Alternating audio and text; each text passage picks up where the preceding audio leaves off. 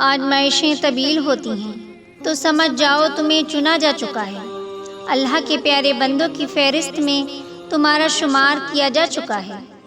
یہ آزمائشیں اور تکلیفیں بے وجہ ہی مقدر کا حصہ نہیں، ہر صبر کے کڑوے گھونٹ کے بدلے تمہیں شکر کے سجدے تک لانے کا وعدہ ہے۔ جب اللہ کی رضا کے بغیر اس کائنات کا ایک پتا بھی نہیں ہل سکتا تو پھر تمہارے دل کا بار بار اللہ سے رجوع کرنا، اس سے مانگنا بے وجہ تو نہیں۔ جو ہاتھوں میں اتنی جان ڈال دیتا ہے کہ وہ دعا کے لیے اٹھ سکیں تو پھر ان اٹھنے والے ہاتھوں کی لاج بھی رکھتا ہے۔ صرف دعاؤں سے معجزے نہیں ہوتے، معجزوں کے لیے سر کو بھی جھکانا پڑتا ہے۔ جب دن میں 5 دفعہ اللہ کو منانے جاؤ گے تو نصیب تم سے کیسے روٹھا رہ سکتا ہے؟